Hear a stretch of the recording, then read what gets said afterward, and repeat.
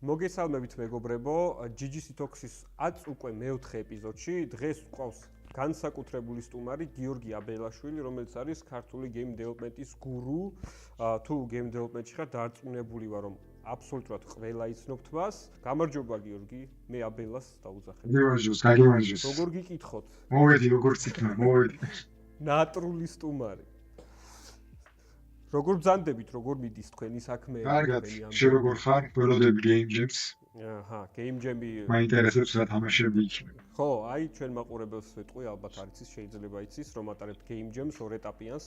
ისტორიაში პირველად, სადაც ჯერ იყო online game jam-ი და გადარჩეული 10 თამაში გადავა offline-ზე, ტექნოპარკში, შეეჯიბრებიან ისინი 3 დღიან game jam-ზე და ნახოთ რა შედეგები იქნება და ალბათ ჩვენ vlog-საც მოამზადებთ წესით, არ ვიცი, შევხედოთ. კარგი, აბელ, გადავიდეთ ახლა თამაშზე. Difficult game about letters, რომელიც მე მახსოვს იმ game jam-ს, სადაც ეს გამოიტანე ვიყავი ჟიურში და თემა იყო shape shifting-ი. ხო, ფორმის ცვალებადობა. და ესეთი თამაში გააკეთე. ეხლა იცი რა მინდა ქნა, მე თამაშს დავიწყებ, ნერვებს მოვიშლი თან.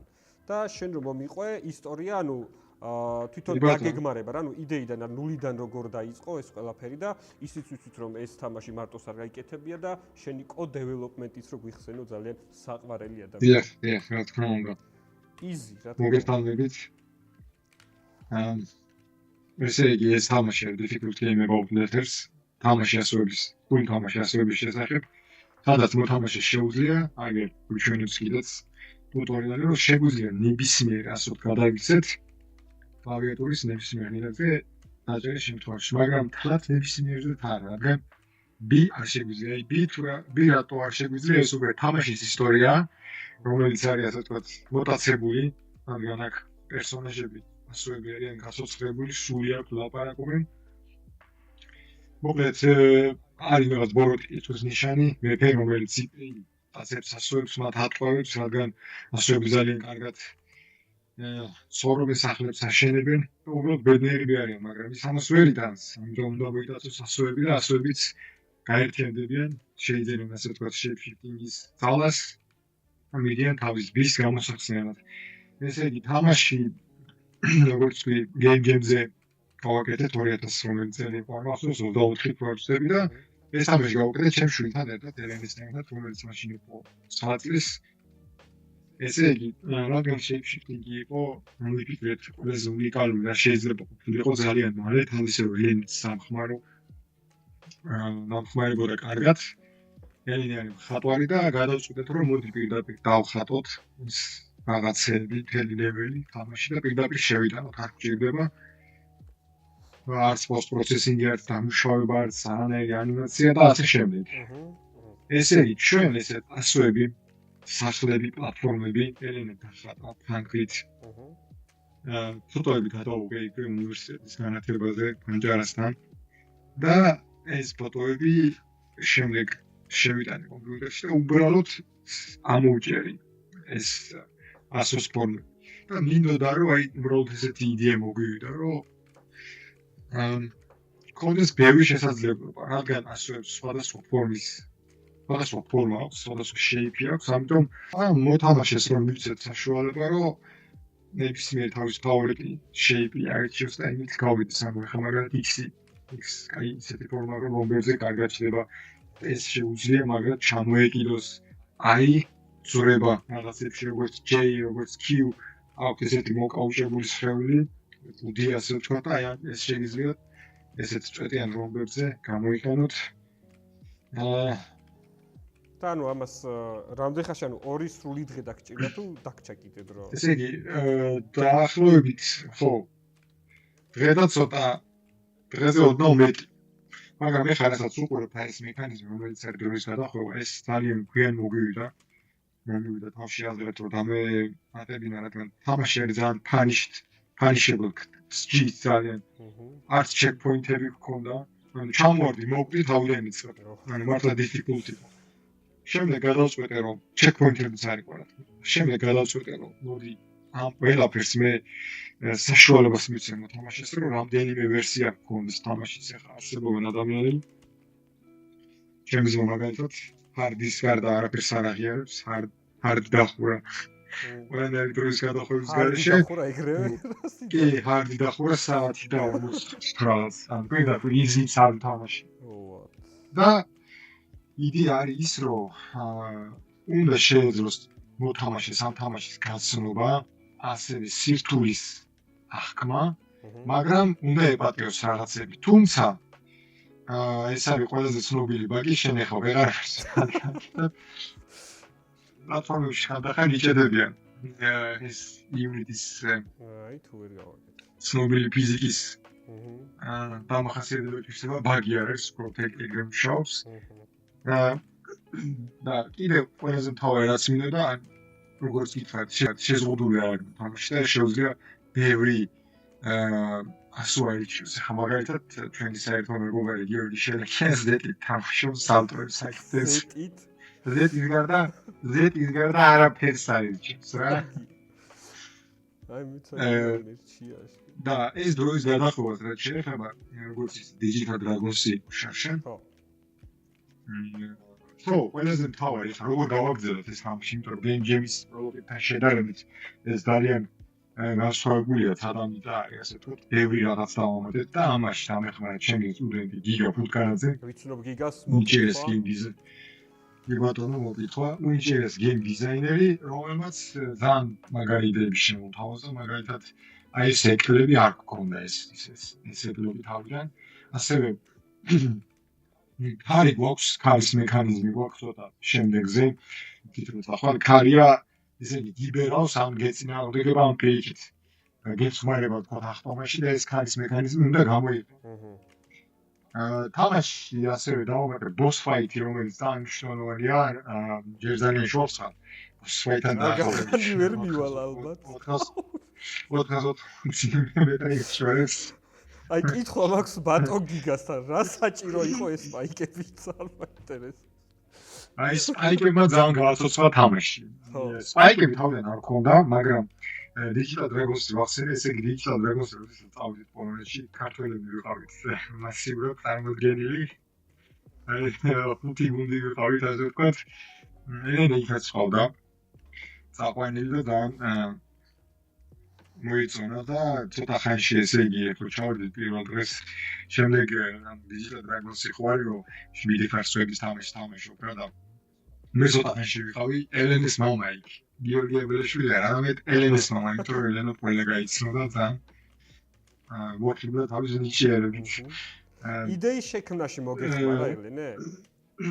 იდეის შექმნაში რაღაცები, მაგალითად ძირითადად environment-ი.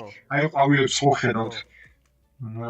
კიდევ სამკუთხედებიც მისი იდეა იყო, რომბებიც მისი იდეა იყო, თამაშიდან გამომდინარე და ხო ეს დროის გადახვევის მექანიზმი, რომ დავამატე, აი რასაც ქვია დააჭდა. მაგრამ იმიტომ რომ easy mode-ში, მარტო easy mode-ში გაკეთეს დროის გადახვევა, easy mode-ში იდეალურია რომ რაღაცები გეპატიოს. მორი წამი, მაგალითად. მე ცოტა ხანში ვიყვი ბატონო აბელ.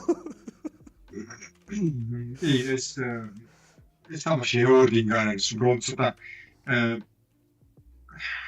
ახლა მე კარგორ ვარ ჩაველიო და გასწავლე როგორ ბიჭო გავაკეთე. მოკლედ არა, უკვე აქეთა შეგიძლება ყველაზე წვრიას რომელიც არის, აი, ოღონდ აი თიმდა ჩახდე ფეხზე დაყენებული მაგ. ო, რა ზემოთ აწუდეს. შეიძლება მაგალითად ამას ზეთ გადააყან ფლიანად. სადაო. ყველა ფრის გარეშე. ახლა აქ როგორ მისი უნდა ჩახდე რომ სწორად იგიას. ბიჭო რა უბედურება. ოკეი. აი მე წვალებას გავაგზელებ. შენ იყავი Digital Dragons-ი. გიორგი ესეთი რაღაც აღმოაჩინა, რომ ძალიან ჩქარ, აი ეგრე და გადახდით ან დატრიალ, კი ბატონო. თუ ძალიან ჩქარა დააწვევი სამკუთხედს აკეთებს double jumps. აღმართია მისთვის და ეს არ დაუფიქსე სპეციალურად და თუ აღმოაჩინა, აი ახლა ქენი შენ რაღაც პატარა მომენტში, თუ აღმოაჩინა ამას, შეგეძლო გეხმარება, ამიტომ ეს არ დაუფიქსე. აქ შეიძლება ახტე ფეხზე გადატრიალდე და არა. შემეძლო. ოკეი. ანუ ნელ-ნელა ამოღავებ. და კიდევ რას ვიტყოდი, ხო, ამ თამაშის ძალიან დიდი ჩელენჯი იყო, ეხლა PC-ზე ხო რა თქმა უნდა ძალიან მარტივი სათამაშო არის, იმიტომ რომ პირდაპირ წინ გაქვს 2500. მაგრამ წარმოიდგინე ყველაზე დიდი ჩელენჯი, როგორ შეიძლება ეს გადაიტანო კონსოლზე და მობილურზე როგორ გადაიტანო თამაშს. ეს თამაში არის Xbox-ზე, Switch-ზე და iOS-ზე დამატებით პლატფორმები. და ყველაზე ესე იგი, რამდენიმე კვირა ვფიქრობდი, როგორ შემიძლია გადამეტანა, მაგალითად, joystick-ზე ეს თამაში, joystick-ზე როგორც ჩვენ არ გვაქვს ეს 26-ი და ამ თამაშის დიდი უპირატესობა ზუსტად ისაა, რომ ეს შენ პერსონაჟები მარტოდომადი არიან პირდაპირ ეგრევე რა. ამიტომ მე გადავწყვეტე, რომ მქონოდა ესეთი მიმართულება კონსოლზე და joystick-ზე, რომ შენ გაქვს ორი ცალი most recent ASO ეკრანზე, მაგალითად შენ თამაშობ X-ით და I-ით. ეს X-ი და I შენ შეგიძლია აირჩიო ინვენტორიდან, ინვენტორში აირჩიო 200 და ეს 200 გქონდეს სულ წინ ეკრანზე გამოტანილი, როგორც მალე წვდომადი ასოები. მაგალითად ჭირდება C და M. შედიხარ ინვენტორში, ერთ მალწვდომად ასოზე აყენებს ის, მეორეზე M-ს და აგრძელებ თამაშს. ანუ შენ რეალურად ყველაზე მალე მოხმობადი ასოები გაქვს ორღილაკზე. ხო. ამას გამართლა. დაგეგმა რომ დაგჭირდეს, შენ ამის საშუალება გაქვს და აი ჰაერში გადაცვლის მომენტი ეგეც გაქვს, იმიტომ რომ ორი ღილაკი სრულიად საკმარისია.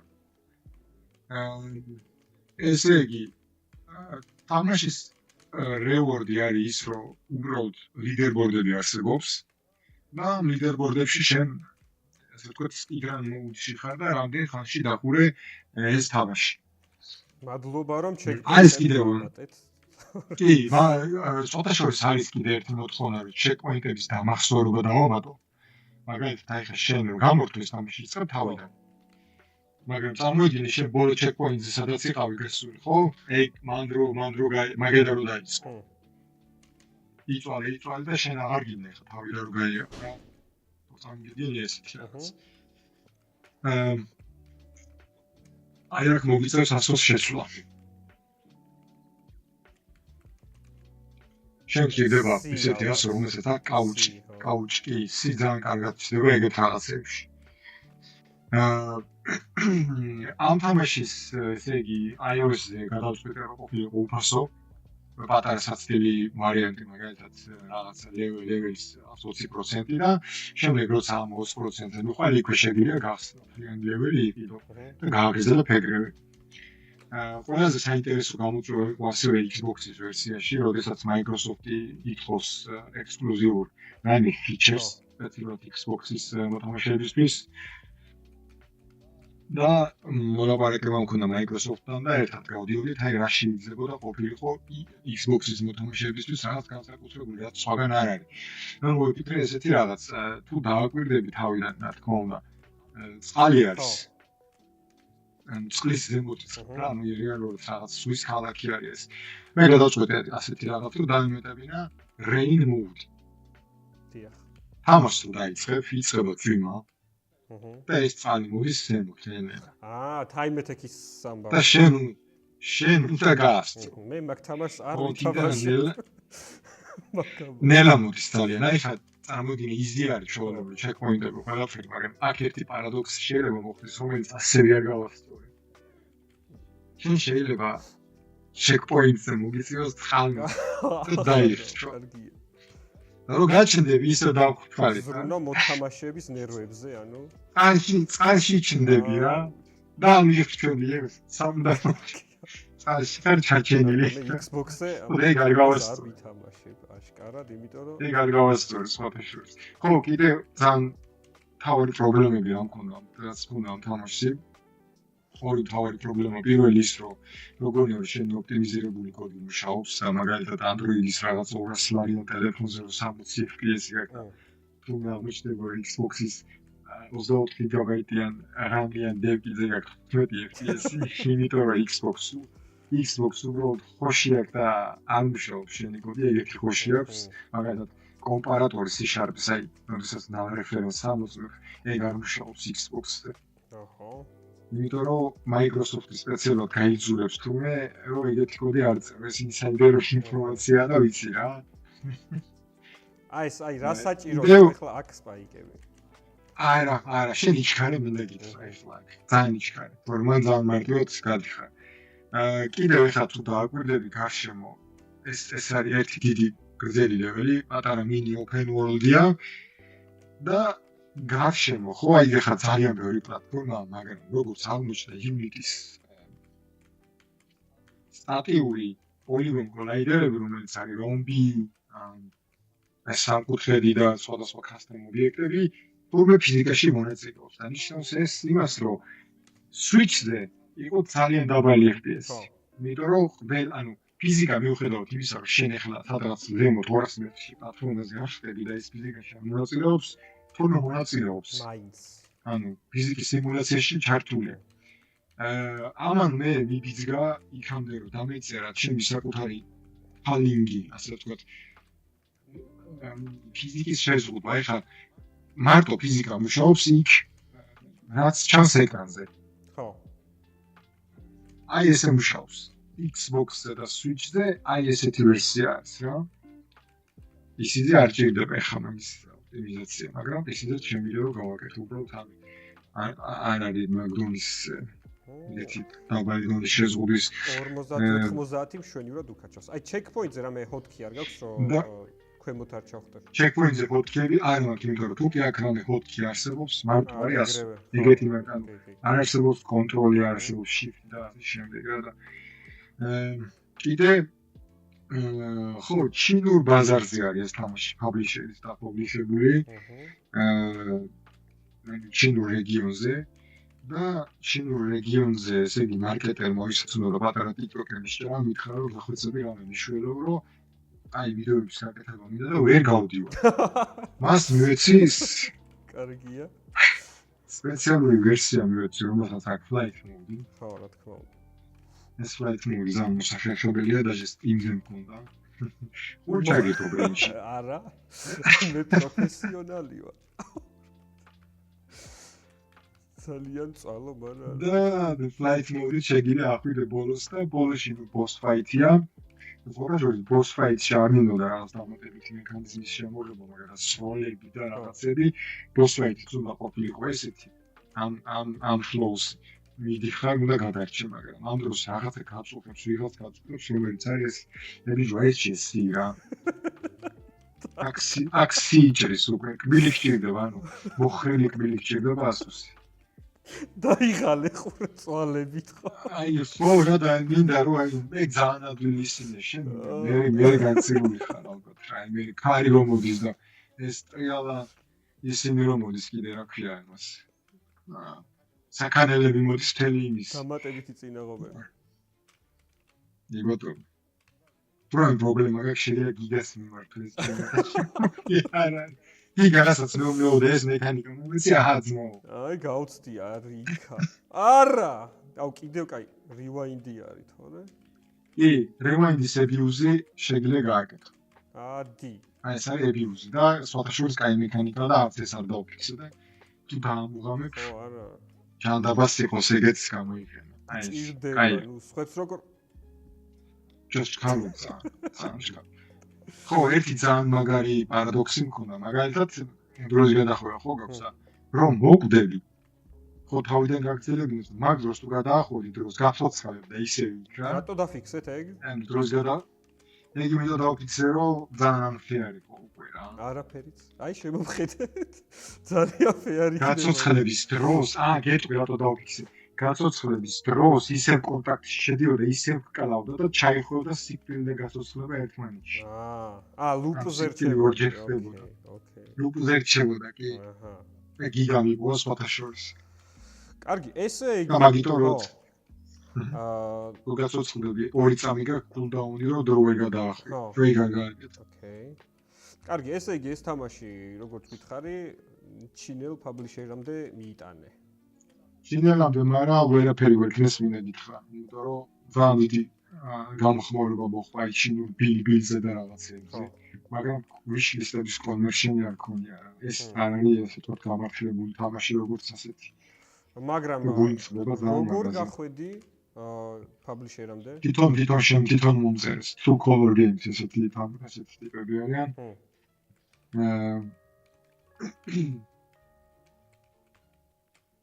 და მოგწერეს LinkedIn-ზე? კი, ანუ თანამშრომლობა რა, ანუ იმაზე რა ქვია. მეილზე. ანუ გვაინტერესებს თამაში, რაც მოგვეწონა ჩვენი სტილი არა და მოდი ესეც ვის თქვათ.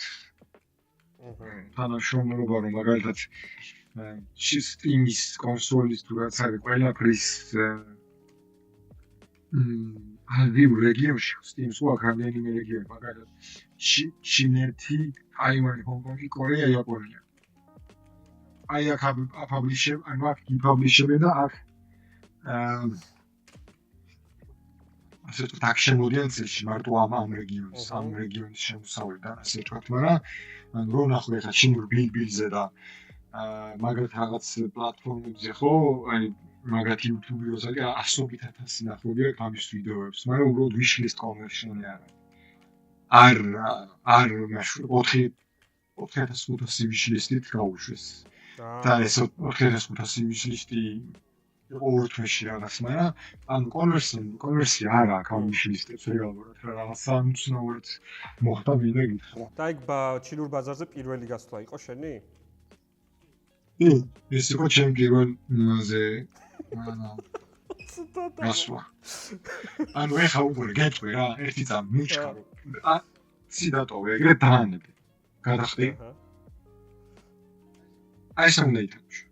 აი ნახე, ხედავ. სათითავთ, ნებად. ეხა ახტი გასწორდი და ხო იმას არ ხმარო შენ, ასოების ტრიალს არ ხმარო. ისე ნელი არის და თვითონ მეხმარებას არის. კი, მაგრამ ჩქარი რო იყო, ის საერთოდ ცდებოდა ყველაფერს. არ მაგალ ვერ დამთხოვდი, ხო.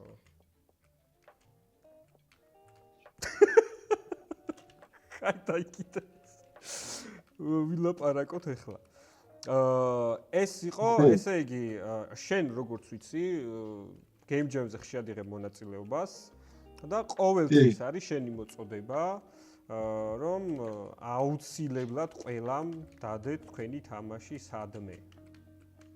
კი ბატონო, ეს ჭუბაბრიასთან ვიყავი, დავითთან იმასში და ამას კი პირველი თამაში სიმბოლო. ბევრი ადამიანისთვის ზუსტად ეს არის გადამწყვეტი, რომ აქამდე მისვლად ჭირს რა, პირველი თამაშის დადება არის ყველაზე მთავარი და მე მიდის მაგრად. ხო. ზუსტად ეს არის პრობლემა, მაგრამ game jam არის ზუსტად ის დიდი სტიმული, რაც მე პირადად მე ყოველთვის მაძლევს ამ სტიმულს. ეხლა აგერა ამ თამაშს თამაშობ, რომელიც game jam-ზე გაკეთდა, ხო? და როგორც ვიცი, შენ ყველა game jam-ზე გაკეთებული თამაში გაქვს დადებული. ყველა game jam-ზე გაკეთებული თამაში მაქვს დადებული. რაც მომიგიო. არის რაღაცები ეთქოთ და არა ჩქარობცა. წამჩქარო. სპიდრანი მინდა. ესე იგი Alter World-ი, Vikings-ი და სამვიზიტო ბარათი. კიდე ეს თამაში, კიდე აგი ხო Spiritum-ი უნდა კიდე მეორე game jam-ზე, მაგრამ Spiritum-ი სასტიკად დაუმარცხდი. ეგ რომელი იყო? ის როგორ არის? აი ეგ იყო 2015 წელი. 2015-ში Spiritum-ი იყო, აი მაგალითად ესეთი თემა იყო. Shape-shift-ი არ იყო არა. მოკლედ, მის შეშე სამყარო იყო პატარა. ის ეყავი რა ქვია. სუპლენტელი იყავი, სული იყავი. უბრალოდ და წორებოდი თევზებში და დიდ თევზს თუ შეძრებოდი, პატარებში ამდი, პატარებში თუ შეძრებოდი, სწრაფი იყავი, მაგრამ იმა გადარჩენილი იყავი და სობს არ უნდა შეეჭამი და პლუს ამას უნდა გაგეწმინდა ოკეანე რა. ამან ისეთი საუნდტრეკი დაიწერა. ესო კაჭარო. დაწერა სამ მაგარი საუნდტრეკი და ეს საუნდტრეკი დარჩა საუნდტრეკად. და ეხლა ანუ ამ თამაშზე მომიყევი ეხლა დავდეთ Steam-ზე. წინა პოდკასტში ჩვენ გავიარეთ, ვისაც გაინტერესებს Steam-ზე რა ხდებოდა, როგორ ხდებოდა, რანაირად იდებოდა და ასე შემდეგ. წინა პოდკასტებში და ეხლა ანუ Steam-ის შემდეგი ფაზა რა არის? ანუ რო დავდე Steam-ზე, ვიცი რომ თამაში მიდევს, ანუ შემდეგ რა ხდება? იმის შემდეგი ფაზა არის შეგიძლია დაიწყო ფიქრი მაგალითად აქვეა მობილურის ვერსია, მაგრამ მობილურის ვერსია რადგან საქართველოში ვარ, ძალიან ჭირს მაგალითად iOS-ი. ხო. ძვირიჭდება iOS development, იმიტომ რომ iOS-ისთვის ხდება Mac-ი, შემდეგ ლიცენზია ხდება, წელიწადში არის $100 და ან გაგიმართებს ან არა. შემდეგ აქვე არის Android-ი, მაგრამ Android-ი ძალიან დაჩაგრული ვარ საქართველოს Android-ის მხრივ. ეგეთი გართულ და ძალიან ლიცენზიის მოპოვება, იმიტომ რომ 15 ტესტერი ხდება, რომელიც ოფიციალურად რამდენი ხანი ტესტირებს, შემდეგ გაეფუეს Google და კაი, ოკეი, გავედი, მაგრამ ფულს ვერ იშოვი. იმიტომ რომ მერჩანტად არ გვაღიარებს Google. ჩვენ რეგიონზე არის, საქართველოზე არის. ჩვენ რეგიონზე არ შეგვიძლია ბანკის, აი, შენ რომ მილიონი იშოვო Google-ზე ვერ გამოიდა. და დიდად არც გიღირს ანუ. ხო, აზრი არა, უბრალოდ რა. მაგრამ კაი ბაზარია, ძალიან ბევრი მოხმარებელი შეიძლება გყავდეს. თამაშებს რაც შეეხება. ერთადერთი დარჩა კონსოლზე უნდა იფიქროს. შენ თუ განვითარებას ფული და ფიქრობ შენი თამაშისთვის, ხო, მაშინ განვითარებას და შემდეგ ნაბიჯს ფიქრობ, მაშინ კონსოლი, მაგრამ კონსოლებიც ძალიან დიდი ისეთი პროცესია რა. თუ ამ თამაშს აწვევი ეს თამაში რაღაცნაირად გამართლებულია, ხო, როგორც დრიფტინგი, ძალიან გამართლა სტილი და მე წავედა ყველა პლატფორმაზე. ეს თამაში უბრალოდ რაღაცნაირად იდეა ფიქსად ჰქონდა, რომ მიუხედავად იმისა, რომ სტიმზე არ გამართლა, ვცდილობდი რომ იქნები გამართლოს იქნები, მაგრამ აი თავმა შემიძლია თქვა, რომ ის არ მოხდა რასაც ველოდებოდი რა, ამიტომ ეგრევე შემდეგ თამაშზე გადავედი რა. და თქვენც ასევე ყველას გიჩვენებთ, რომ თუ ხედავ რაღაც ამუშავებს და ეს შენ სხვადასხვა პლატფორმების ჩალიჩი და ის ნერვი არ აქვს, არც საშუალება არ აქვს, მაშინ ეგრევე უნდა დაიწყო შენი ახალი თამაშის კეთება. Steam-ზე. კარგი, ეხლა ხო, ესე იგი ეს თამაში გვაქვს დაიდო Steam-ზე, გაყიდო ისინი. ეხლა მომიყევი აი მაგ Drift King-ზე მანდ როგორ მოხდა რა? ანუ როგორც ვიცი, რავი, შენ რაც თამაშები გაქვს, ყველაზე პოპულარული მგონი ეგ Drift King-ი იყო. ყველაზე პოპულარული და ყველაზე შემოსავლიანი სხვადასხვა ძალიან შემოსავლიანი.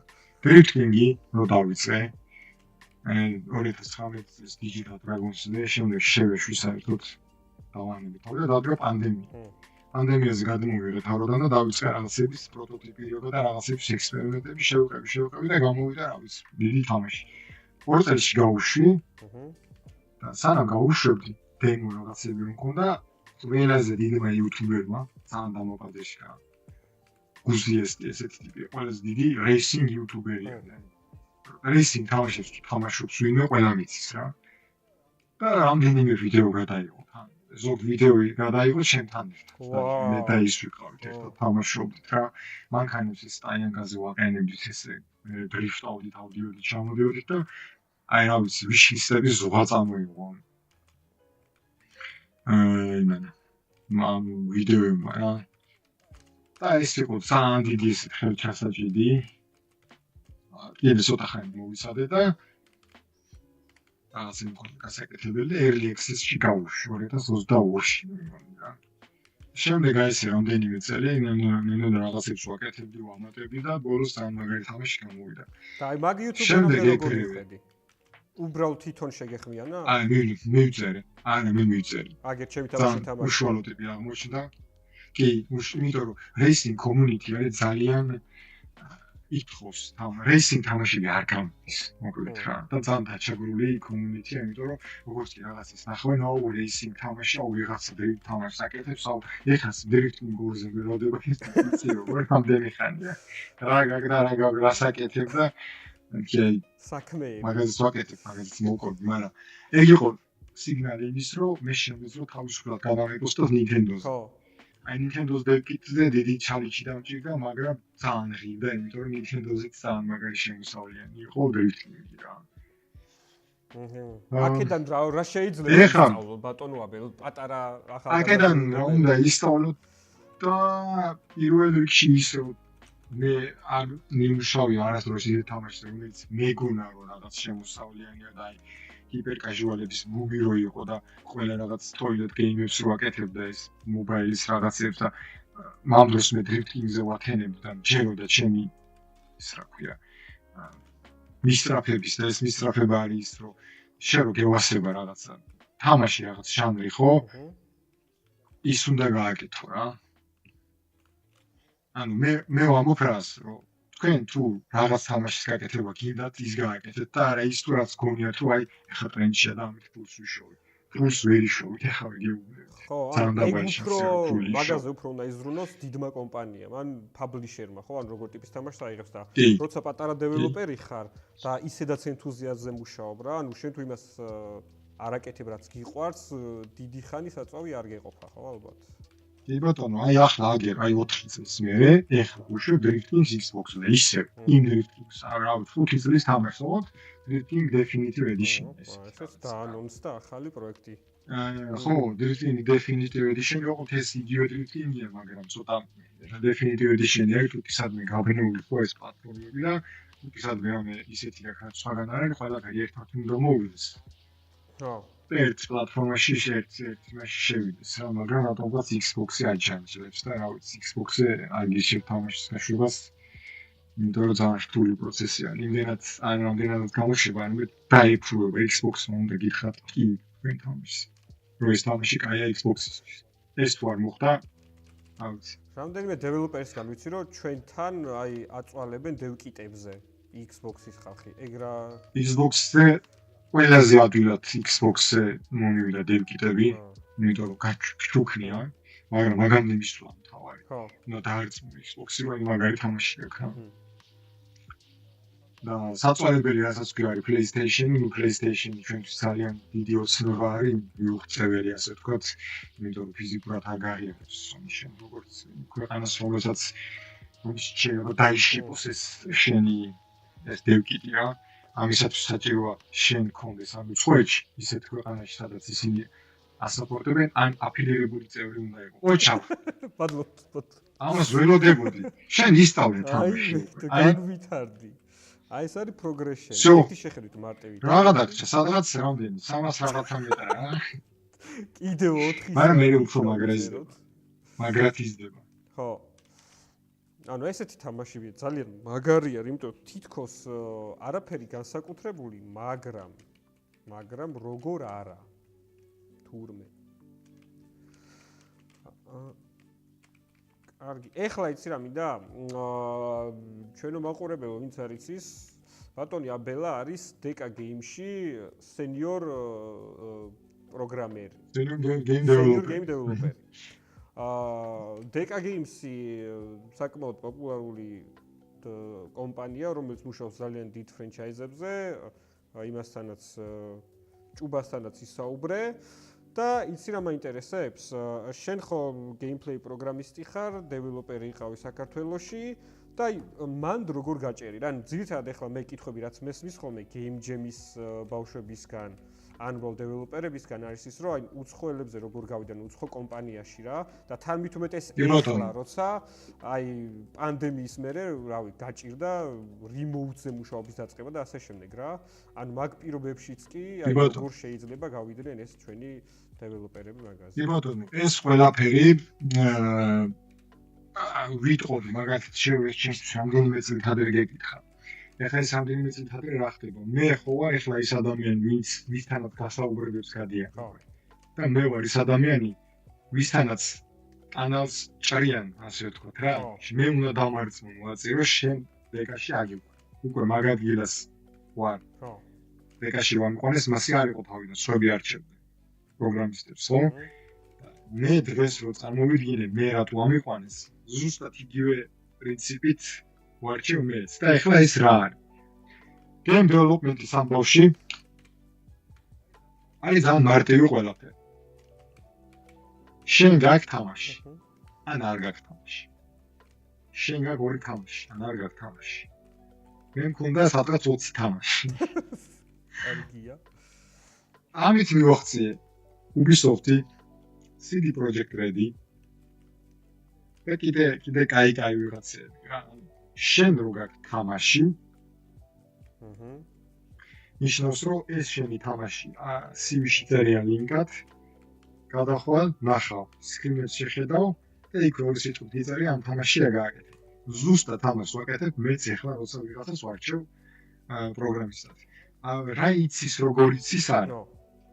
შევხედავ რა თამაშები აქვს. განებდი? ეხა ამას რამდენი ხანი ვითავაში? ეხა გავადიდე პროსტა და ვილაპარაკე. შევხედავ რა თამაშები აქვს. და ამის მიხედვით ვარჩევ, რომ აი მაგალითად 5 თუ 5 თამაში აქვს, იმასთან მოიჭრელი ნიშნავ ინტერვიუს. 5 თამაში მაინც თუ აქვს. ანუ მე ისე თქმა მინდა რომ ხალხო თამაშები გააკეთეთ და ჩაიწერეთ CV-ში. 10 მობილური თამაში CV-ში უდრის ერთ Steam-ის თამაშს. და კონსოლის თამაში თუ გაქვს არაფერს აღარ უყურებ ეგრევე გინიშნავ ინტერვიუს. მე მქონდა დაახლოებით 4 კონსოლის თამაში მარტო კონსოლებს ეთავიდავენ. და ყოველთვის მეკითხებოდნენ ხოლმე რა იყო, ანუ ძალიან მოხარულები ვართ რაღაც რომ ისო, ანუ გვიხარიაო რომ კონსოლის ტიპს ხედავთ, რომ კონსოლის ტიპი ნიშნავს რას, რომ შენ იცი რაღაცა რაც სხვა მაიცის. ეხლა მეც ამდენ კონსოლში გეკვაში Xbox-ი, Switch-ი და რაღაცები, ვიცი რაღაცები, რაც მაგალითად არ იცის ChatGPT, იმიტომ რომ ის უბრალოდ იქ ვერ იხედა. ეს პრობლემა არის სპეციალური დახურული ფორუმი, სადაც აი უბრალოდ ვერ ილაპარაკა. ეხლა მე შენ ვერ მოგიყვები Xbox-ის რაღაც იმეებს. ანუ არ შეიძლება რა. ხო და რადგან გასაუბრება და ყველაფერი კონფიდენციალურია, აი ტიპი რომელიც მოდის, რომელსაც ასევე აქვს Xbox-ზე ნამუშევარი ეს Nintendo-ზე, მაგასთან შეგიძლია ილაპარაკო. ეგეც ტიპები ხვდებოდნენ ხოლმე რა. და ძირითადად მაინც ყველაფერი ტელებს თამაშების გარშემო. რა გაგიკეთებია მაგის გარშემო. ამიტომ როცა შენ CV-ს გზავნი, ის CV არასდროს ისე არ რჩება. იმ CV-ს ვიღაც ნახულობს. მაგის გარანტიას გაძლევს. და რომ ნახულობს, აი იქ რამდენი თამაშის წერია იმდენ ჯერ მოხიბლულია. ამიტომ ჩემი რჩევა იქნება, რომ გააკეთეთ თამაშები და დადეთ. აი მაგიტო დავაძალეთ ჩვენს მონაწილეებს ეხლაც Game Jam-ზე. რომ ნუ გადარჩევა მოხდება იჩიდან რა პირდაპირ ანუ აუცილებლად თავის თამაში უნდა დადონ. ანუ დადებული თამაშია. აუცილებლად თამაში უნდა დადონ და შემდეგ დაასაბმითონ ჩვენ Game Jam-ზე რა.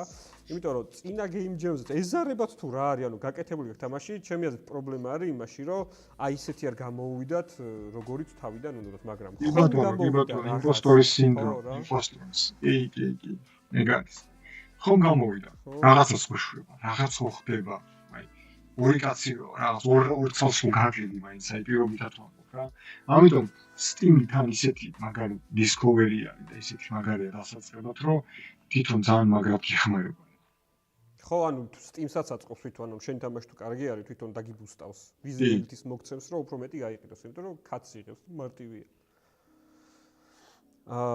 კარგი, ძალიან საინტერესოა შენთან საუბარი. კიდე 1-2 საათს ვილაპარაკებდი, მაგრამ მოდი იცი რა ვქნათ? ეხლა შევაჯამოთ. რჩევები მივცეთ game developer-ებს და ჩემი აზრით მეორედაც მოგიწევ, რომ უფრო ტექნიკურ ამებზე ვილაპარაკოთ, იმიტომ რომ ნუ ადამიანი დაჯექი მოусმინე იშვიათად ვყავს ხოლმე ალბათ სტუმრად და ამიტომ ალბათ მეორე ნაწილსაც ჩავწერთ აუცილებლად. ესე იგი, მოკლედ, შევაჯამებ ახლა ჩემ კითხვას რა. Game developer-ი, რომელიც არის საქართველოში, რომელიც არ მუშაობს რაღაც თამაშების კომპანიაში, თავისთვის რაღაცებს მაიმუნობს რა. აი რას ურჩევდი, რა გააკეთოს პირველ რიგში, რაზე გააკეთოს აქცენტი, ასევე game jam-ების მნიშვნელობა, game jam-ზე გამოსვლის მნიშვნელობა, აი რა შეიძლება game jam-დან აიღოს ასეთმა ტიპმა. და მესამე ზოგადად შენი როგორც აბელას რჩევა რა. ამ პატარა დეველოპერმა. ხო.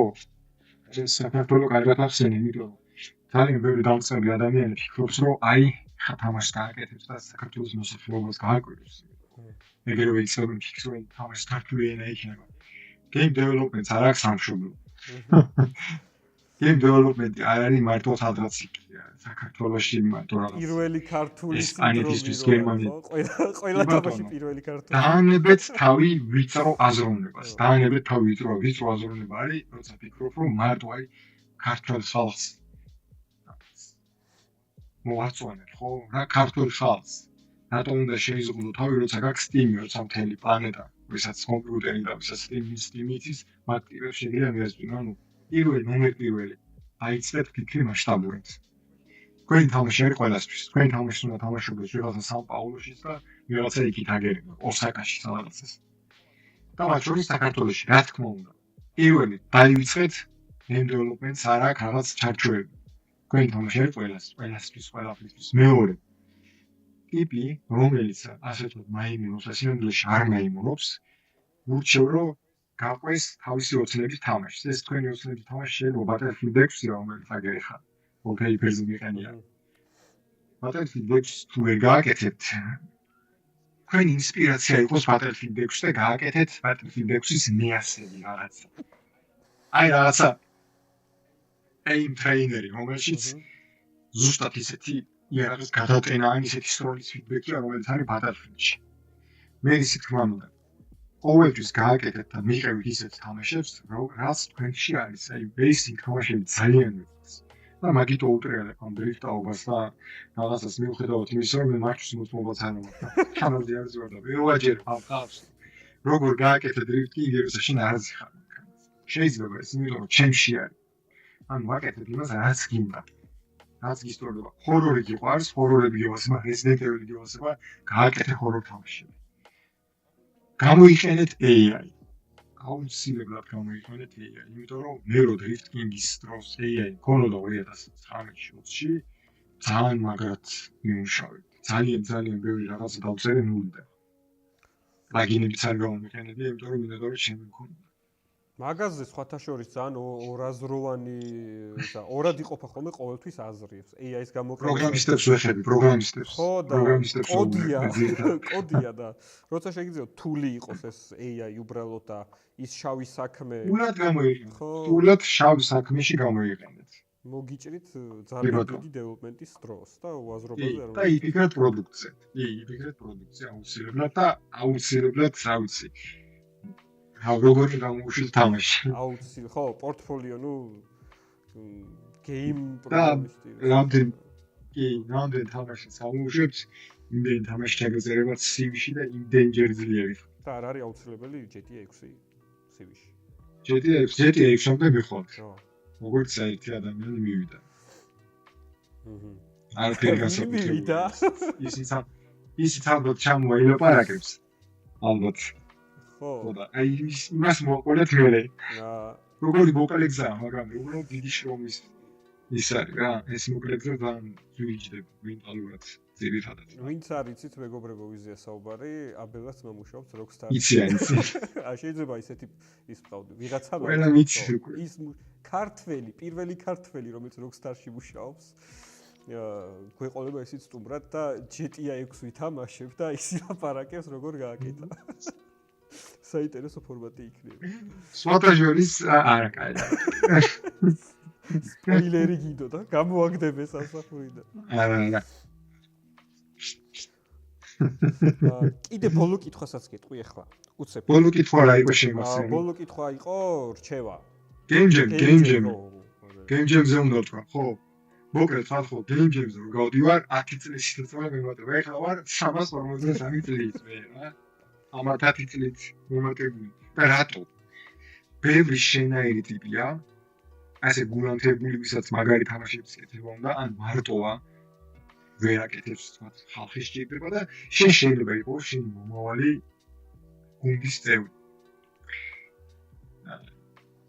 ასევე იქ ისეთი აურა ტრიალებს და ისეთი მაგარი თამაშები კეთდება, რომ ან შენი ინსპირაციისთვის და შენი მოტივაციისთვის არის ძალიან მაგარი. თუ შენ მოტივაცია გაკლია, წადი Game Jam-ზე, სპორტებში მოტივაცია აღარ დაგაკეთე. მე ვარ მაგალითად რა. ერთმა კი აღარ მონაწილეობ, იმიტომ რომ ძირითადად Game Jam-ები რო ტარდება, ჩემი სტუდენტები გამოდიან ხოლმე. და ჟიურიშიც რომ სვამენ, ძალიან დიდი მადლობელი ვარ, იმიტომ რომ აი იქ ვარ. მაგ შანსი რომ დავესწრო რაღაცით, რაღაცას ვიჯდე და გავიხარო რა. და გავიხარო რითი, რომ მე რაც გამოვცადე და რამდენი ადამიანს აღმოაჩინე და რა მაგარი რაღაცებიც გავაკეთე და იმით მე ჩემი შემოსავლის წყარო გახდა, სამსახური ვიშოვე. აი ეს უდევს ყველა Game Jam-ის მონაწილეს პოტენციურად წინ. ამიტომ აუც ძალიან მნიშვნელოვანია რა. და ხო, ესა არ ივარგებს თამაში, პირობითად ასე ვფიქრობ. თუ აი გეიმის თამაში არ ვარგა, რაღაც ის არის მინდა არაუშავს. გეიმი ეგ არის ზუსტად რომ შენ გამორიხარ და ამ უფრო აქაც ეკეთება მინდოდა, მაგრამ არაუშავს. ამას მე ვიზავ. ეს ყველაფერი კარგად ვიცით რამს, როგორც ჟიური ესე ხო, ანუ 48 საათში გაკეთებული. ანუ 48 საათში პრეზენტაციას აკეთებ და ანუ რაღაცას ჩართავ და ელემენტარული მექანიკები არის. ეგეც მაგარი რამე არის, ხო? თან გარემოსაც ხო გააჩნია, ანუ ერთ ადგილზე ხარ და ფიქრობ თამაში და პროექტზე. თან ის არის ძალიან მაგარი, რომ solo developer-ი როცა ხარ და სხვა გუნდს უერთდები, მანდ უკვე ანუ თითქოს სიმულაციასავით არის რა, ანუ აი კომპანიაში დაიწყო რაღაც გუნდთან ერთად მუშაობა, ხო? ანუ მინი სიმულაცია, რეპეტიციას გადიხარ, რა ხდება რეალურად კომპანიებში, რომ ანუ როლები როგორ არის განაწილებული და ასე შემდეგ. როგორ ვიმუშაოთ 5 კაცში. ხო, ეგეც მნიშვნელოვანი ის. ეხლა ჩემი სტუდენტები 14-12 არიან და 3 გუნდად, 2 გუნდად დავუყარ. ისეთი რაღაცები გააკეთეს, მოაჩინეს, რომ მეთქი მე რაღაც. ანუ ზუსტად ეგ არის. შენ ეს მიდგომა და ეს სიტუაცია გაიძულებს რა, რომ რაღაც არ დაიძინო. და კიდე კაი არის, რომ რამე რო გაგიჭირდეს, იქ არის 200 ადამიანი, ვინც გეკმარება. მენტორიდან დაწყებული არ გაიჭედები არაფერზე რა. საინტერესო ეს. მაგე რა შელეგია, რამდენი მეშვიდე კლასში იყო რო გავიცანი გეიმ-ჯემზე. იქიდან შენს არის, მე მგონი გეიმ-ჯემზე გავიცანი შენს. ვისაც რომ გავიცანი გეიმ-ჯემზე. ნუ კარიერაში საკვანძო აქტივობა იქნება, ესე იგი გეიმ-ჯემი და მინიმუმ აი რაც არ უნდა მოხდეს, როგორც ამბობ ჩაიოს, მინიმუმ ძალიან მაგარ ხალხს გაიცნობ. კონექშენი გექნება და ადამიანი შენნაირი ტიპიო და შენნაირი ფიქრებიო და მისწრაფებები და ოცნებები და მიზანი მინიმუმ ესეთი ტიპს გაიცნობ. მარტო არ იქნება, აღმოაჩენ აი მარტო არ ხარ. აღმოაჩენ რომ შენ მაგარის ხარ, დეპრესივი, კუთხედი ხარ, ტირი ხარ, რაღაც არ გამოგიზა. ვიღაც კიდე ეგრეა. მე ერთად დასწრებით, ერთად იწია. ეგეც კარგია. უღაბი აქ მაგას ორ კაცში. აუ, ძალიან კარგი იყო, მოკლედ კიდევ ერთხელ მე ველოდები ახლა 14-ს მაგრამ არ დავიცი. ხო, ჩვენი ეს პოდკასტი დაიდება აჰა, ესე იგი, ეს პოდკასტი რო დაიდება, შეიძლება უკვე გამოცხადებული იყოს გამარჯვებულები, შეიძლება მალე გამოცხადდეს. ეს ონლაინ ეტაპის ალბათ. 10 გუნდი, რომელიც გადავა ფინალში, შესაბამისად, მეგობრებო, ვისაც გაინტერესებთ ფინალისტები და ასევე ზოგადად GG-ს რასაც ვაკეთებთ, აუცილებლად გამოგვიწერეთ, დაგვალაიქეთ, გვაქვს Telegram-ი, გვაქვს Discord-ი, გვაქვს Facebook-ი, გვაქვს YouTube-ი. YouTube-ზე დავდეთ ახალი დოკუმენტური და ჩავაგდე მაგასაც, რომ ნახოთ და შეგვიფასოთ ახალი მიმდინარეობა დოკუმენტურ სტილში. მანამდე კიდევ გეტყვით, რომ აუცილებლად ყველაფერს გავლინკავ აბელასას, იმიტომ რომ აბელა არის ასევე ლექტორი DAS აკადემიაში, სადაც ასწავლის game development-ს. ნებისმიერი ასაკი, ხო? ეხლა ბავშვებს ფოტოშოპის ეხლა უკვე შემიძლია მაგის, იმიტომ რომ ვიმატებ თვის ბოლოს ბავშვებს 7-12-ზე. და ამ ბავშვებს უნდა მოუწავრო მონება გეიმდე. ხო, შესაბამისად, მაგის ლინკსაც შენი კურსის ლინკსაც ჩავაგდებ აღწერაში, ვისაც გაინტერესებთ, არ გინანებთ აუცილებლად, ანუ game development-ში რაც არის საოცრებელი, ეს ადამიანი ყველაფერს შეასწავლის 1000%-იანი ჩემი რეკომენდაცია. რაც შეეხება game jam-ებს, GG-ს იმიტომ დავაარსე, რომ ბევრი game jam-ი იყოს. ჯერ ახლა ვიდგავთ ფეხსოცმედიაშიც, რომ სპონსორები და რაღაცები მივაგნო და შემდეგ რა თქმა უნდა ბევრი ის ყველაზე მთავარი რაც მაგრად გვაკლია არის მიმოდობის ამაღლება, იმიტომ რომ თამაშებთან ბევრი ცუდი ასოციაცია უშნიო. არ არის ეს რაც სწორს გონია. ანუ ეგ იყო, იცი რა იყო, მე რეალური თამაშების სახე დავინახე, როდის იცი, კრაკოვში რო წავედი Digital Dragon-ზე რა. მანამდე აქ ხო ჩვენში და დახურულ კომუნიტიში რაღაცებს ვაკეთებდით. და ნუ გარედან რაც მესმოდა კომენტარები ვისაც ვებნებოდი game development-ში ვიყავე თამაშები. და ნუ რეალურად 500 მილიარდი არის მარკეტი მგონი თამაშების, ხო, მეტი თუ არა, წელს შეიძლება გაიზრდებოდა აუცილებლად და იქ რო ჩავედი უკვე კრაკოვში Digital Dragon-ზე, ანუ ჩვეულებრივი ბიზნესი, ჩვეულებრივი საქმიანობა, ანუ იქ აქ რო არის ჩვეულებრივი ხატვარი და იქ თამაშებშიც არის და ქაღალდზეც ხატავს, იქ იყო ცალკე თამაშებისთვის ხატვარი, ცალკე თამაშებისთვის voice actor-ი და ეგ ძალიან მაგარი შეგრძნება იყო და აი ჩვენს იდეაში აი დრო გჭირდება რომ მაგდონემდე მივიდეთ რომ უკვე როგორც სერიოზული საქმე აღიქვან რა. აი პირველი თამაში გვინდა, რომელიც ალბათ გავარდება, ამიტომ ნუაკეთებთ თამაშს მარტო ქართული აუდიტორიისთვის. გააგდეთ ის სოფლიოში. ალბათ ეგ იქნება ყველაზე სწორი. აი, აბელ, რას გვიტყვი? ბოლოს თუ დაგჭა რამე ესეთი სათქმელი, რისი თქმაც არ დაგაცადე ან დაგავიწყდა, ახლა გაქვს შანსი თქვა და დავიმშვიდობოთ ჩვენს მაყურებელს. მოდის თან პირველ თამაში გავუშვით რა ეხლა ის და მისმენს და თუ რამე გულში ხინჯი გაქვს მოიშორე და გავუშვი შენ თამაში მე შენი ცხოვრება არსებობს პირველ თამაშამდე და პირველ თამაშიც შემდეგ სწორია. კარგი, დაგემშვიდობებით ჩვენო მაყურებელო. მადლობა ძალიან გამიხარდა. მეც ძალიან გამიხარდა. აუცილებლად მეორე ნაწილიც იქნება. ეხლა თამაშის სტილიდან გამომდინარე ალბათ რაღაც ცოტა კითხვებში ავიბლანდე და ასე შემდეგ, მაგრამ აუცილებლად მოვიწვევთ კიდევ ერთხელ აბელას და უფრო დეტალურად სიღრმეებში ჩავალთ დეველოპმენტში და ასევე დაგვიწერეთ კომენტარებში რას მოისმენდით ბატონი გამოცდილი აბელასგან, რისი მოსმენა გაგიხარდებოდათ, რა რჩევის მიღება გაგიხარდებოდათ და ნებისმიერ კითხვა დაწერთ და შემდეგ როცა გვესტუმრება თავიდან გიპასუხებთ ყველა კითხვაზე. მადლობა აბელ შენ რომ მოხვედი სტუმრად, მადლობა ჩვენს მაყურებელს და მომავალ შეხვედრამდე. მადლობა. კარგად.